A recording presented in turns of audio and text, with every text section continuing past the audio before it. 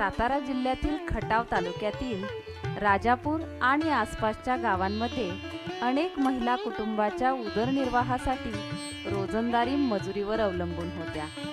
अनिश्चित उत्पन्न आणि मर्यादित संधींमुळे त्यांचे जीवन संघर्षमय होते।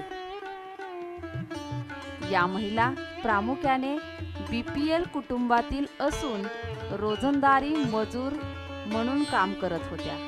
त्यांचे उत्पन्न हंगामी असल्यामुळे आर्थिक स्थैर्य नव्हते। महिलांना शाश्वत उपजीविकेची संधी मिळावी यासाठी बायफ संस्थेने टाटा कॅपिटल लिमिटेड यांच्या सहकार्याने TCL जलाधार 10,000 हेक्टर प्रकल्पांतर्गत पुढाकार घेतला।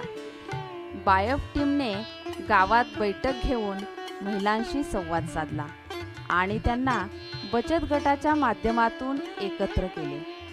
आम्ही 10 महिला एकत्र आहोत। टाटा कॅपिटल आणि बायफ संस्था यांच्या अंतर्गत आमच्या राजापूर गावामध्ये एक मीटिंग घेण्यात आली की महिला सशक्तीकरणासाठी महिलांसाठी बचत गटाला एक व्यवसाय निवडण्यास सांगितला। तर आम्ही नर्सरी हा व्यवसाय निवडला।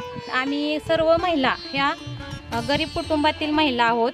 आम्ही शेतमजुरी काम करतो। तर आम्हाला एक कामाची गरज होती म्हणून आम्ही 10 महिला एकत्र येऊन या मीटिंगसाठी हजर राहिलो। या मीटिंगमध्ये असा विषय मांडण्यात आला की नर्सरी।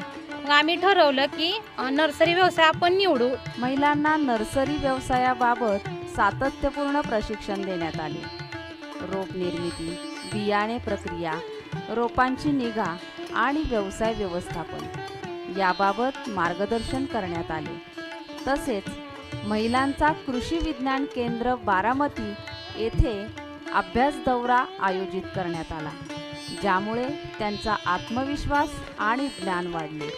TCL जलाधार प्रकल्पांतर्गत महिलांना नर्सरी उभारणीसाठी आवश्यक सुविधा व साहित्य उपलब्ध करून देण्यात आले। याच क्षणापासून त्यांच्या नवीन व्यवसायाची सुरुवात झाली। महिलांनी सुरुवातीला मिरचीची रोपे आणि वन विभागासाठी लागणारी रोपे तयार करण्यास सुरुवात केली। माती तयार करणे, बियाणे पेरणी, पाणी व्यवस्थापन आणि रोपांची काळजी सर्व कामे महिला स्वतः जबाबदारीने करत आहेत। तयार झालेली रोपे आसपासच्या गावातील शेतकऱ्यांना विकण्याचा महिलांचा मानस आहे।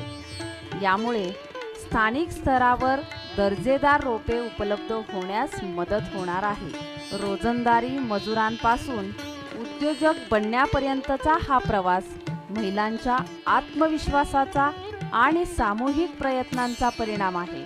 बायफ आणि टाटा कॅपिटल लिमिटेड यांच्या सहकार्याने राजापूरमधील महिला आता केवळ रोपेच नव्हे तर उज्ज्वल भविष्य घडवत आहेत।